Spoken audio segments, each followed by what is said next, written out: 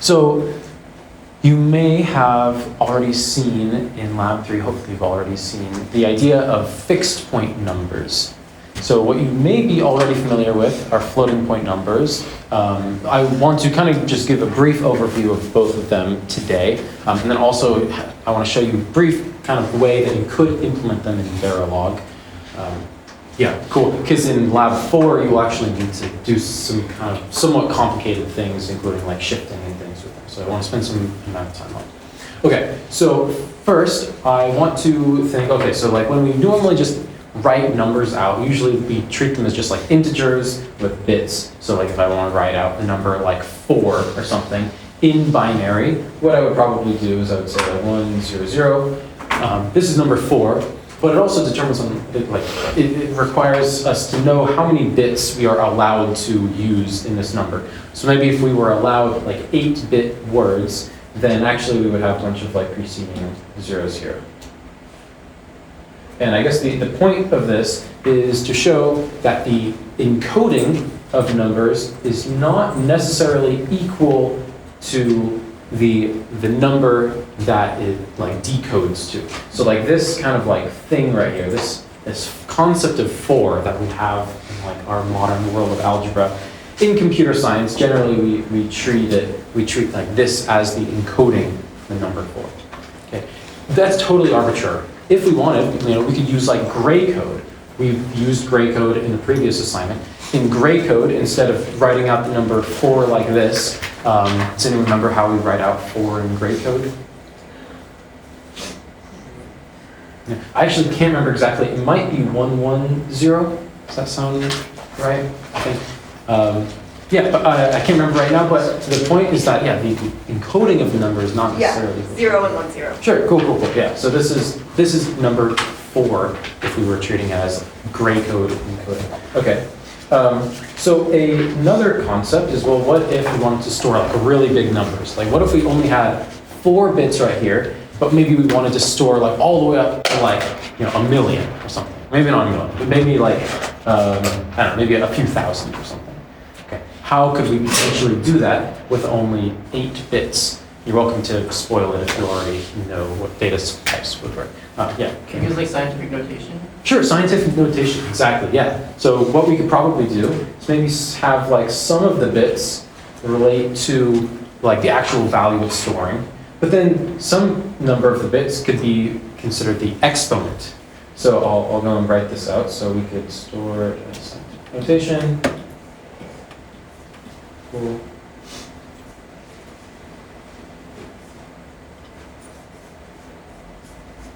Yeah, and the idea with scientific notation is that we have some like number A, and yeah, sure, it's fine. And then you multiply this by 2 to some exponent. Cool. And maybe what we say is maybe these like, I don't know, these 5 bottom bits right here or something are, I guess it's 4. Sure, maybe like these represent the exponent, and then the remaining like 3 bits at the top, this represents this like A value.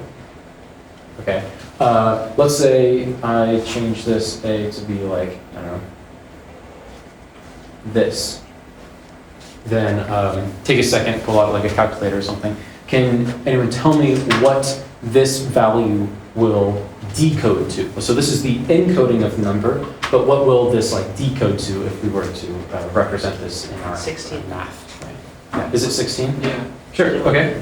Cool. So yeah. So this would be like A, which is like 1 times 2 to the 4. Yeah. So this would be 16.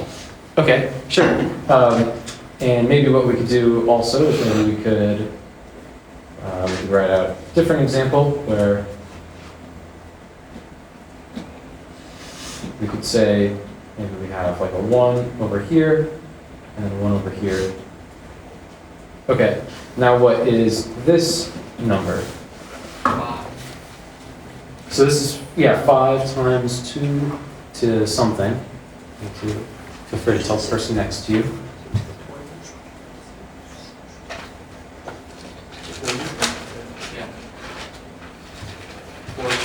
40. 40? Yeah. Is it? So what is this number? So this is Wait. 1? 36? 36. 30, this is 36? Yeah. Um, 32 and then plus 4. 32, I think this is 16. That is 16, that's not. Plus 4, so this is 20. And then 20, yeah, times 5, so it'd be 200. Yeah. 5 times 2 to the 20. Oh, you are totally right, so it's 2 to the 20. Thank you, so this would be 5 times 2 to the 20. Yeah, anyone know 2 to the 20? Oh, no, that fits in my brain. Very large number, yeah, so probably a few billion, I think. Yeah, what is it? 2 to the 20 is about a million. About a million? 5 million. Thank you, fantastic, cool. So cool, yeah, with only 8 bits now, we're able to represent numbers on the order of like, yeah, 5 million.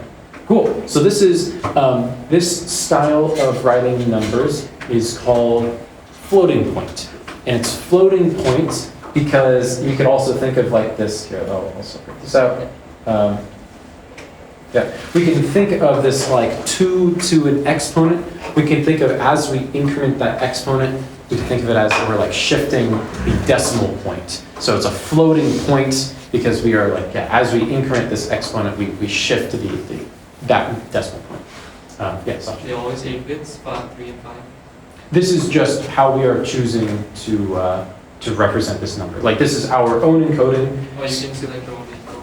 Sure, yeah, so this would be like if I wanted to make a specification called like Ethan's number format, I say Ethan's number format is 8 total bits with 3 like data bits and 5 exponent bits. And this is just my version of it. Alternatively, if you wanted, you could use the official IEEE floating point standard, which is like floating point, you don't know the standard? It's like IEEE 754 or something?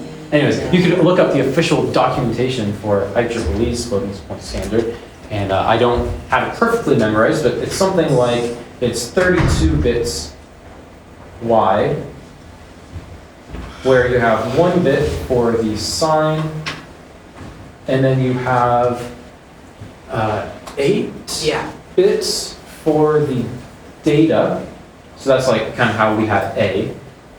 And then, but also, I won't get into it. There's more that I'm going to hand wave away. You're welcome to look more into it. It's a little bit more complicated than this. But then also, then there is a 23 bits for the exponent. It's the other way. The exponent is 8 bits, and Thank you. the mantis is 23. Fantastic, yeah, you're right.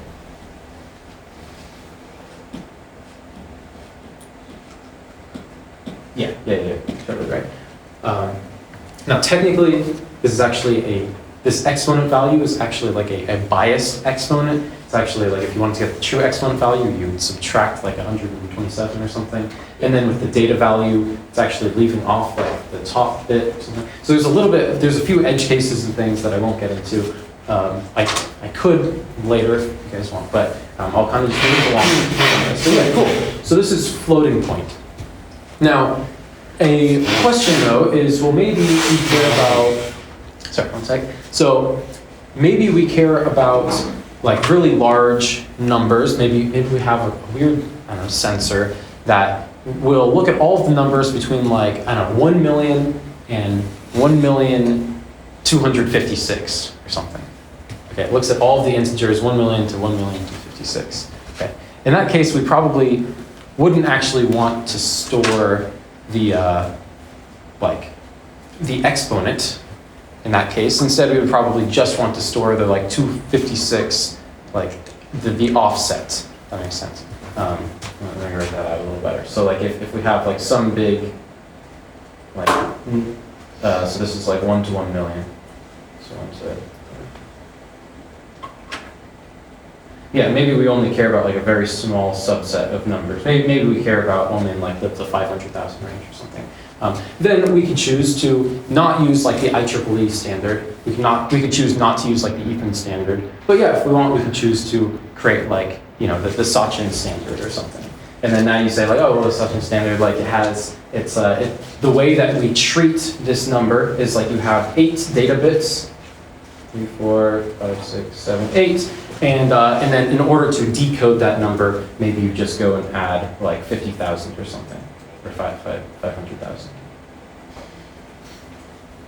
Okay, sure. Okay, maybe another type of encoding, and this gets to something called fixed point. So what we have here is floating points where we can change the exponent kind of like at runtime. Like we can change the value of the exponent when we create this variable. But maybe what we instead decide is we can just like hard code this exponent value. So we can call it a fixed point number. And then what we could say is now we can dedicate all of the bits to just the data. And so this is the idea of fixed point. So where you have some sort of exponent,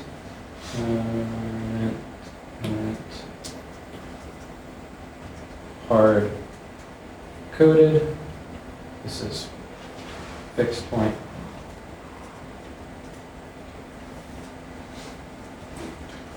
And another way to think about it is usually what we have is some number of integer bits and some number of fractional bits. So if we were to, so I guess question for you, so if we had 4 integer bits and 4 fractional bits, then what would the exponent be of this number? In other words, if we were to say that this data right here, it was whatever, if we combine int, if we combined int with frac, and then multiplied it by 2 to the exponent. The question is, what is this exponent right here? If I arrange it this way. Okay, what do we think? 2 to the negative 4. Yeah, wait, tell the person next to you. What do we think? So what would the exponent be if this was our representation? I guess it would be. Or maybe 2 to the negative 5, actually. Wait, why? No, I think 2 to the negative 4. Because you need to... So it's hard coded. It's shifting. Yeah, the exponent is hard-coded such that it becomes this kind of style. It's like Such that we have 4 integer bits Yeah. and 4 fractional bits. What is? Use as much for the data as possible.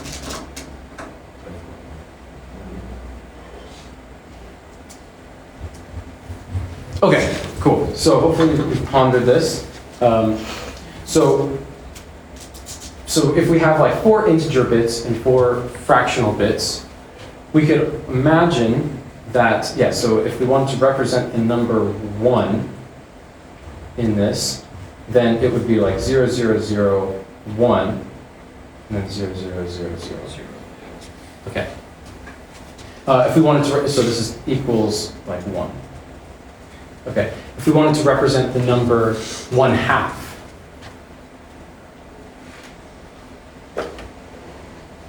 so 1/2, this would probably be 0, 0, 0, 0, 1, 0, 0, 0. Good. Okay. So therefore, if we have this number, which kind of, in a way, kind of looks like whatever, 8. If we have this number 8, and if we wanted to get to 1/2, then what would we need to divide this number by? To get to 1/2. 16. Yeah, so we would kind of have to divide this large kind of number by 16. In other words, we would have to divide this number by 4. 2 to the 4. Or we could think of it as this exponent field is actually equal to Negative. -4.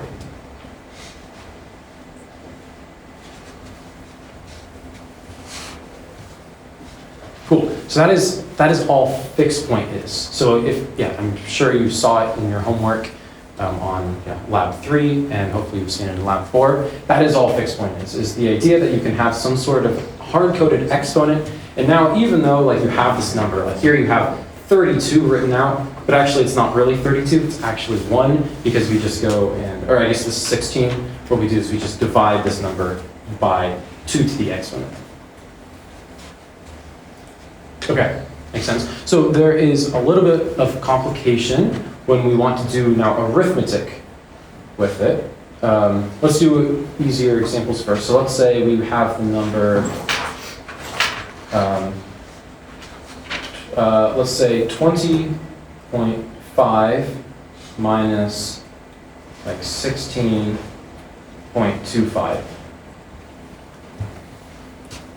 Okay, quickly going right out, how to convert these two numbers, and let's assume we still have this hard-coded exponent of -4. So going right out, this, like the encodings of these two numbers, and then go and perform that subtraction. Okay, so how do we represent 6.5? Yeah, Sasha? Not sure, but 1101 1101. 0. Wait.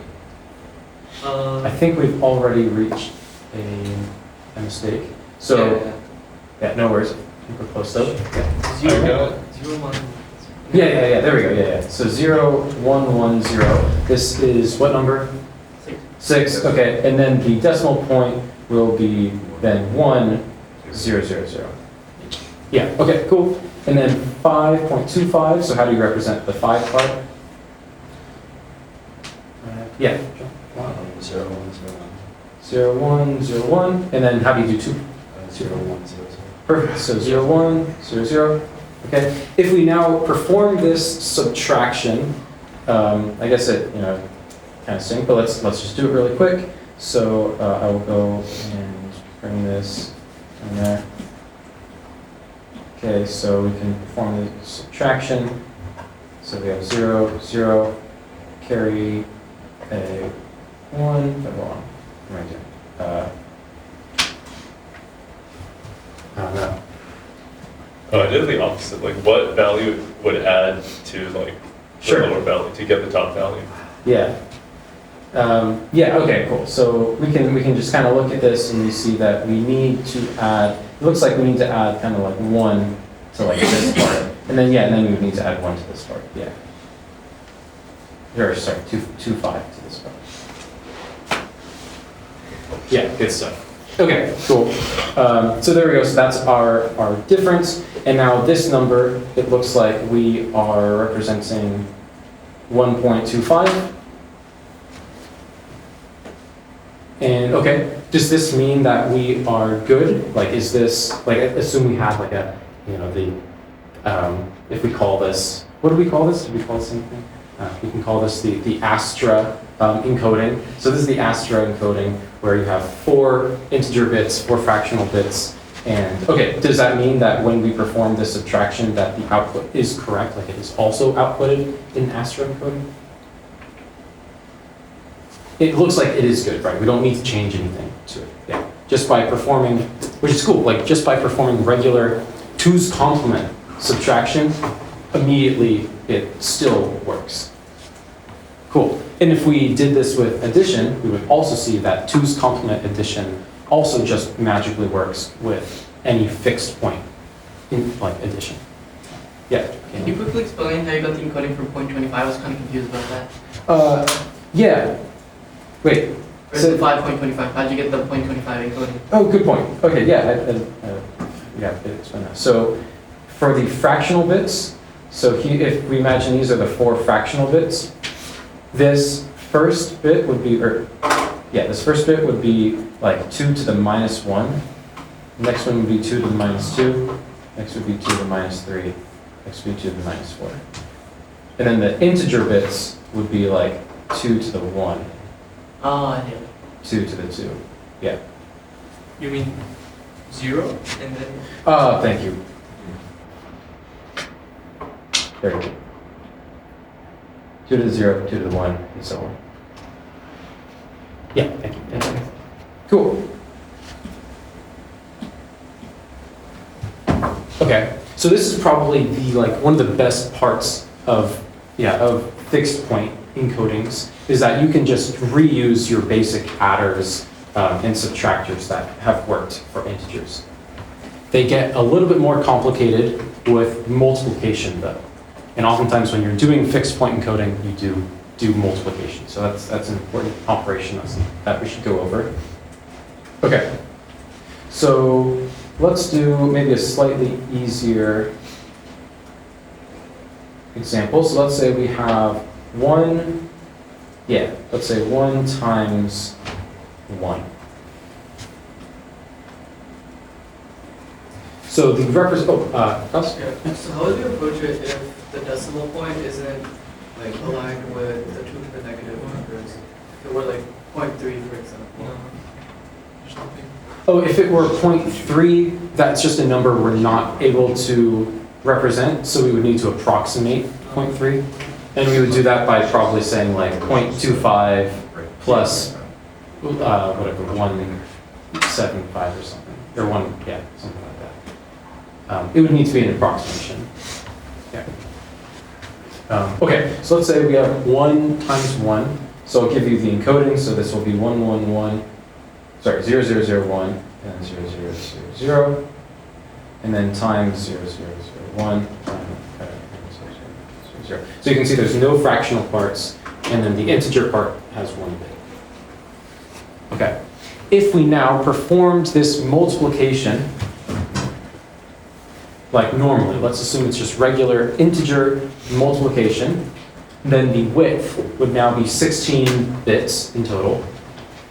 Because just when you multiply two numbers, in order to get a perfect precision output, you just need to add together their widths. So the output of this would then be, I believe, so I'll write out 16 bits, 1, 2, 3, 4, 5, 6, 7, 8, 16. Okay, and I think it might be this.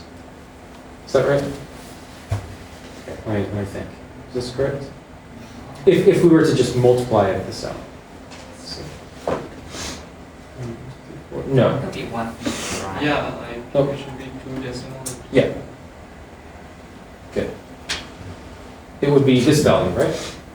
Yeah, okay, that's what I'm thinking, right? Because it would be like, we could imagine it's shifted by 4, shifted by 4.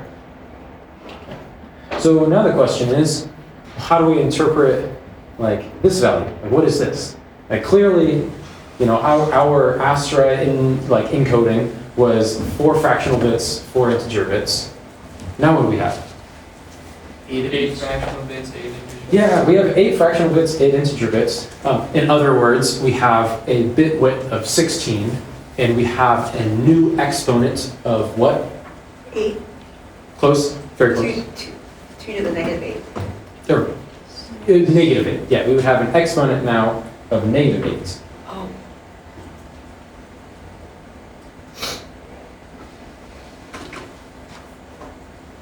Yeah, okay. Not a problem, but now we just need to treat it with kind of caution when we're using this. If we want, let's say now we have this value and we want to now convert this back into back into our original Astra encoding with 4 bits and 4 bits, then how do we do this? You can pretty easily just truncate the last 4 bits because that doesn't really mess with your value. It just Sure. makes you lose some decimal points. Yeah. Although if you try to truncate the top bits, then you might have modulo, unintended modulo. Yeah, absolutely. Yeah, so we could try just grabbing these middle 8 bits right here, and that's probably going to be fine. The issue is, if we cut off these top bits, and if we have data up there, then that is potentially really bad. We could be, cutting out on an actual important value. Okay, any guesses for what we usually do in this case? What do we do if there's data up here and you can't just truncate it off? Infinity? Maybe. Yeah, Marco? I don't know, maybe you shift a little bit. So I agree that you probably actually would want to do some sort of shifting to preserve your sign bits, Yeah. but I'm not thinking that will be the only You solution. could change the exponents. Maybe, but I want to, the point is Oh, to the whole convert idea it was the back. exponent was constant. Yeah, Alan? You could maybe store it as 2 numbers instead of just 1. Yeah, you can do that. My thinking is we might just need to kind of round it off. So instead of truncating it, maybe we just check, it's if there are any ones up there, we check. So if there are ones, then go and set this value to its maximum value now. And so it stinks that we're now losing that data, but at least it's better than wrapping around. now we can just say like, oh, we're clipping this data off, but you know, maybe that's good enough. So, so if there's what is too big, don't truncate, instead round. Or we could say clamp, like clamp to max. Okay.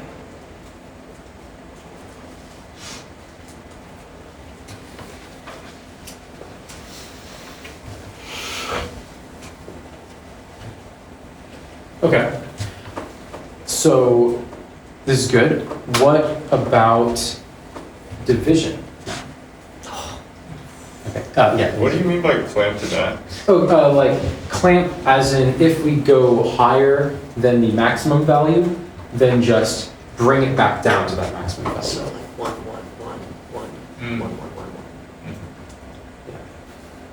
Does that make sense? Yeah. Okay. Or it's like if it exceeds like 4 bits of value, then you just do like 1, 1, 1, 1. Exactly. Yeah. Okay. Yeah. Gotcha. Cool. Okay, let's quickly talk about division. So division is going to be kind of similar. But also kind of weird. Okay, so if instead we're now doing this. Okay. Maybe make a game plan with the person next to you for a sec. Just come up with a potential solution for this. All right, yeah, a little bit complicated, right? Because, like, I mean, we could just, honestly, I guess we could just divide that by that and then we're done. Yeah. Right? And we just divide that by that. Good. Okay. What if now instead we divide by 1, but we divide by maybe divide by 2. I'm still working on dividing by 1. Okay. So I guess with dividing by 1, the idea is we can just look at this and just maybe interpret this as 16, and now we can just plug into our regular integer divider. We just plug in 16 divided by 16. And 16 divided by 16 is 1. I don't know Okay, how to no do worries. integer division. Okay. Yes. I think the only case, like we could round up like decimal, because like it's not gonna be integer where we have to truncate. It's gonna be the decimal that we have to truncate. We have to round up. Sure. Right. Because if the number's big, we're gonna divide it in, so it's. I definitely agree with that. I definitely think that we can just ignore probably, some of the decimal points of things. That will definitely help. Okay.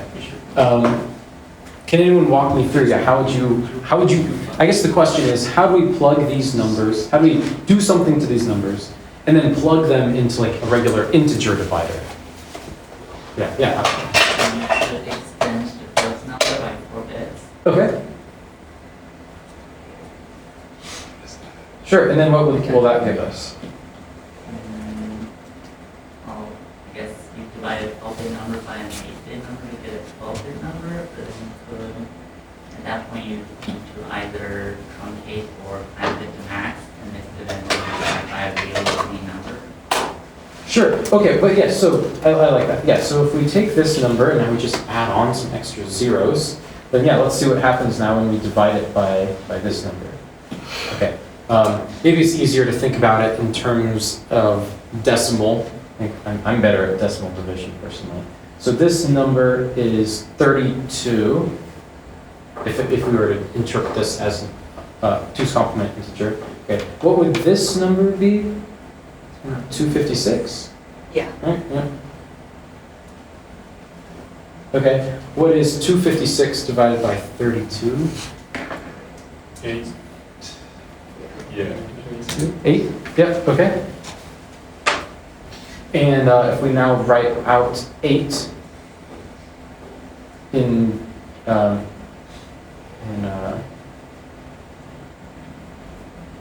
as an integer, then I think it would look like this. No, wait, sorry. Yes, like this. Oh my god.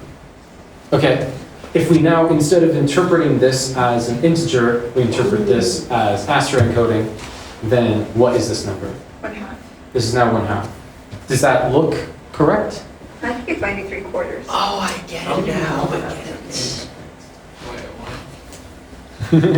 It So, makes sense because you multiply by 2 to the 4th, and then you divide by 2 to the 4th. Wait, but what, I don't understand like why you added like the 4 like red zeros. yeah, so as, yeah, actually, Ollie, yeah, would you want to Because explain? otherwise, you wouldn't be able to, because then it would be like what, it would be 16 divided by 32, which is 0 in integer land. But we're multiplying by 2 to the 4th to basically give us sort of a buffer for more precision. Mm-hmm. And then when we're done, now we have this number which looks like an integer, but actually it's sort of been shifted over. And we can interpret it as a decimal number with the decimal point shifted over by 4. Wait, but how do you know to add 4? Because, Yeah, here, I'll explain again. Yeah, so absolutely, yeah. So the idea is actually, so this number right here is like this data, I'll call this now d times 2 to the minus 4. This data is also data times 2 to the minus 4.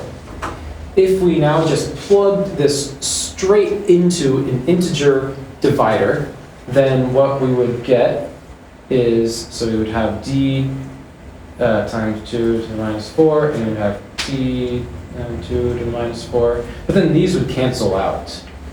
And so what would be left is just a straight, like, division of these values, which is not actually what we want.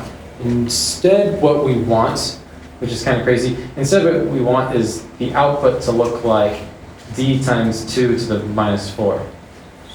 So therefore, we add in an extra, 4 bits right here. We shift it by an additional 4 bits, which is, it's kind of wacky.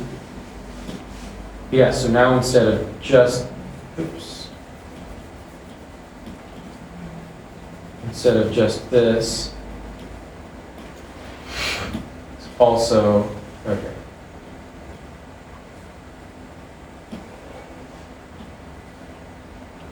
Times, 2 to the minus 4. Again, or sorry, no, this would be positive 4 now. And then, once we then perform this division, then like we can see it comes out with an extra 4 places because we've added this 2 to the 4. So now it's come out as a larger number.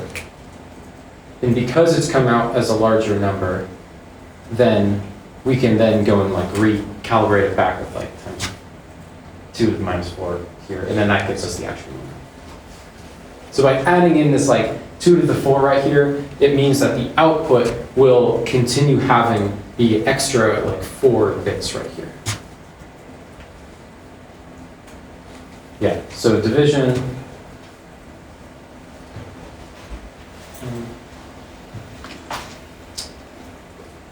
Add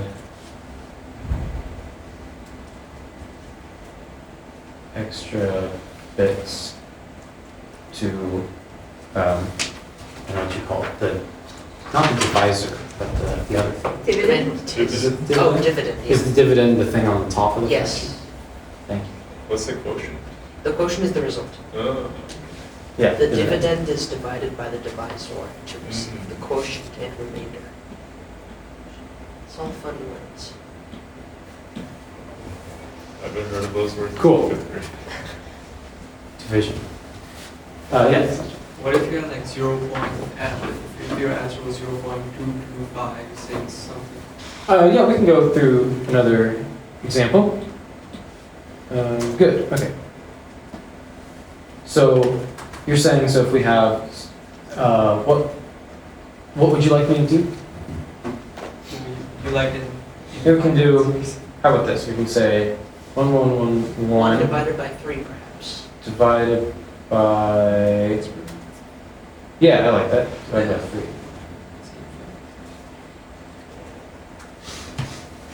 Okay, so quick, so what is this number right here? Yeah. It's 15/16. Yeah, for 15/16, which I think is 0.875, is this right? 0.937. Okay, 937. You were thinking of 7/8. Yes, okay, and then this is the value 3. Okay, and great, so let's go and perform this division then. So the first thing is we just go and append on 4 bits right here.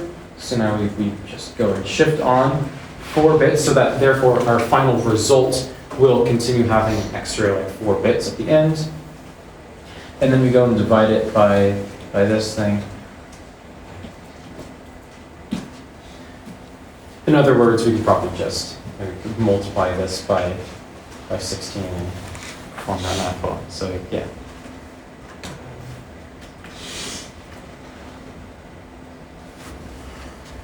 Cool, so yeah, this I should have known that. So this would be like the value, I guess. Well, 5/16. as an integer, well, it would be 241? No. Yes. 241? 240? That makes more sense. 240. Yeah, so this would be the number 240, and then this would be the number, what would this be? 48, I think. 48? 48. So now we can take these two numbers that we're now interpreting as integers, now we can put them into our regular 2's complement divider, and now this gives us what? 5. 5. Oh, I get it now. So now these divide out to become 5. Okay, and then the way that we represent 5 is 0, 0, 0, 0, 0, 1, 0, 1. Okay, and if we now go and you know what, let me put like a fancy arrow or something. So this is like, so to integer, and then this is now back to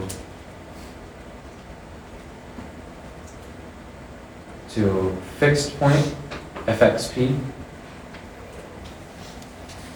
So, side note, whenever you see fp, that usually means floating point.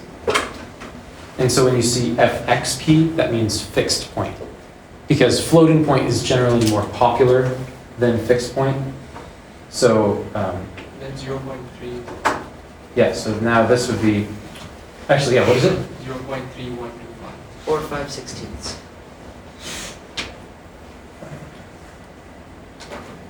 Great. Look at that. So now we've just performed this division This is using specifically a like integer divider right here. This is easier than multiplication. Is it? Yeah. Sure. I mean, it's a lot of work. Yeah. Cool. So, I will say I'm going to quickly mention 2 things. So, one thing that I've been glossing over is probably 90% of the time you're going to see fixed point. It's actually going to be signed fixed point.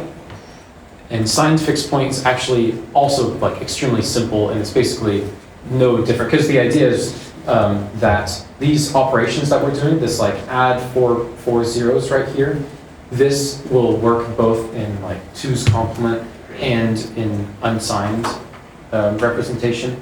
Same with like this right here, for the multiplication. This maybe is slightly different because instead of just checking like if there's a 1, now we need to check like if the value is negative, like now we need to check for like a minimum floor and a maximum like value. So the multiplication, we can check for negative numbers and positive numbers. But yeah, we can assume that we're probably going to have some like implicit sign bit at the front. In most fixed point representations. Okay. Another thing is oftentimes, not always, but oftentimes you will have two fixed point numbers that you were working with that actually have different exponents. And that makes things a little bit more complicated. And I won't go through all of these examples, but it is probably important for us to maybe just do addition. So let's say we have the exponent here of, let's say, -2. And let's say here we have the exponent of 3. Okay, +3. Oh no, I'll write out +3. Okay, quick question. How many fractional bits will this representation have? 0? Yeah, it will actually have 0, yeah. And this is actually, so whenever you have a positive exponent, the idea of like number of fractional bits and number of integer bits kind of falls apart. Generally, like having a positive exponent is a little bit less common than having a negative exponent, but it absolutely does happen. I've used this in my own designs. But you may see guides that don't even mention it's possible to have a positive exponent hard-coded because they're like so like in their own idea that you must have number of fractional bits and you must have a number of integer bits when you can actually have like numbers that fall outside of that. So okay, in that case then, let's say that we are dealing with, let's say we just have four data bits. That will keep it simple. So width of 4. We'll keep it simple. So we'll say width of 4 over here and width of 3 over here. So the question is now, how can we losslessly add these numbers together if the data right here is this and the data over here is this? And we can assume that these are unsigned. Okay, spend a second on that. So here I have written out the fractional bits, or I've written out these numbers in terms of like integer bits and fractional bits. Yeah, notice that here we have an exponent of 3. So actually we've kind of like, the integer bits are, in a way we almost have like 6 integer bits, but only like a precision of 3 bits. Kind of interesting. So in this case, when we add these numbers together losslessly, our exponent will need to be probably 2, or -2, to account for these bottom 2 bits right here. And then the total number of data bits will be probably like these. You have to do some kind of complicated kind of math, and there might be like... I think it's Yeah. just, you take both of them, you add together the width and the exponents of Is that it? either one, and then you take whichever one is larger. So the larger one is 3 plus 3 equals 6. I think that's the case because I thought it through with some other numbers. And I can't think of something that doesn't work that way. I trust you. I'm not going to write out the equation because That's fine. I'm worried that it might be some edge case. But yeah, but in this Yeah, me case, you too. can see that this would be the sum right here. So 1, 2, 3, 4, 5, 6, 7.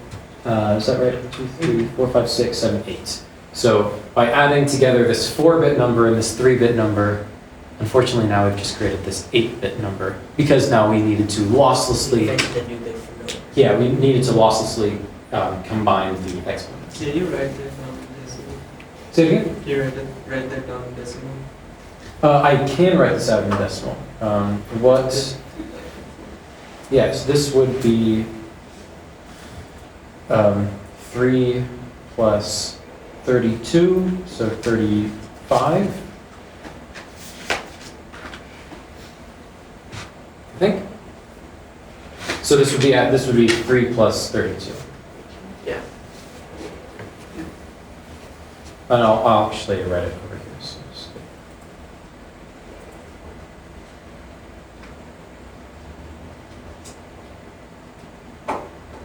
that.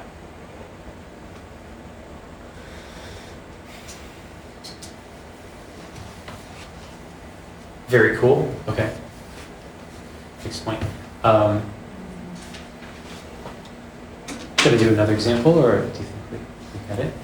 Could we imagine how we could implement maybe like a multiplier now in fixed point, or potentially an adder that adds together like different exponents of things? So what I want to do now, and I was actually expecting to have a little bit more time for this, but that's okay. Like a side message. You're looking at the new. Yeah. Did he sell you on that one? It's actually really good. Well, It looks good, yeah. I don't know if I can refresh it though, but anyways, so I just went to a conference actually with Eli and Ollie this past weekend, and there's a guy who was talking about his new waveform viewer, so I've been using it recently. Kind of fun. You're welcome to test it out. It's called VaporView. VaporView. Yeah. In some ways, it's better than Surfer, and It's integrated. so you could check it out. Yeah, cool. VaporView. Feel free to check it out. So what I have here, and maybe this is not enough time to go over this, but I'll briefly, just very briefly show you this. So this is a class Oh, Jesus. that I have made, and in Static function automatic T. a lot of keywords. I've made this fixed point config class. Okay, so take a deep breath, it's okay. But in Verilog, you can create classes that allow you to parameterize functions. And this is useful because now you can see I have this function returning a T type. And this T type, you can see, is logic, signed, and then precision width. Kind of intense, but there we go. Cool. So we can see that I have these two functions, and these functions actually are verification only. You would never actually want to use these in synthesizable code. That's because reals are like real numbers, they're floating point numbers. These are simulation only. But here I have this class that's kind of handy for us. It allows us to deal with fixed point numbers in kind of a nice way. To where in our test bench right here, you can see I am creating this AI variable. You can see I'm creating like this fixed point type. You can see this is how I'm grabbing out this type. It's kind of a lot, but you can see I'm asking for a precision of 8 bits, and I'm giving it an exponent of -3. And then I go and create those 3 variables right there. Then what I do is I go and pass it into this fixed point multiplier, which also takes in the precision and exponent. And then I have this test bench right here, which kind of cool, but yeah, what it does is it does fixed point, or says real to fixed point. So I can pass in this real value right here. So I'm passing in 1 and 2, and what I'm doing is multiplying them together. And then I'm checking down here, I'm saying like, is y out, I guess this should be equal to 2.0. So is this equal to 2.0? Or I could just go and display it. That's probably better. Can you scroll up a little bit Yeah, to the top? Thanks. yeah. I can release this file, and we'll talk about this more. Yeah, this is actually, anyways, okay, yeah, I won't get too much into it. But this actually is synthesizable, assuming that all of our functions are static. You cannot create classes that have data like members, like member variables. So I couldn't create like integer here or something. If I did, this would no longer be synthesizable, but it's totally fine to just have a bunch of like functions inside this. So this is synthesizable code. And now in this test file, you can see all it does is it takes in these fixed point types. So I have A, B, and Y. And then what I'm doing is multiplying them together. And then now in order to assign to Y out, I should take internal Y. You can see it's double the precision. And now I need to go and extract just the, I need to kind of truncate some data off. So I think I can say it's times 2 to the exponent. I think. So, okay, let's see. I actually did not test this, but let's see. So if I now run Verilator on it, it gives an error. Okay, hopefully that's fine. What's going on? Oh, you need to, the slice is not correct. What's going on? Yes. Okay, and this is just width. I can just throw on a no fatal. Okay, hopefully this works. Okay, what did it print out? Oh, I just need to run it. And, okay, it's printing out 0, so that's unfortunate. What's going on? You know, I did not test this ahead of time, and we are kind of out of time. But at least you get kind Slicing of the it idea. correctly. All right, well, we will revisit this. But kind of cool. Anyways, you can have classes.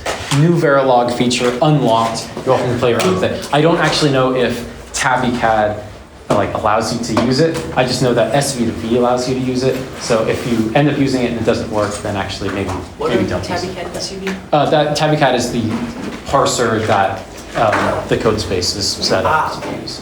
Yeah. Okay, thank you everyone.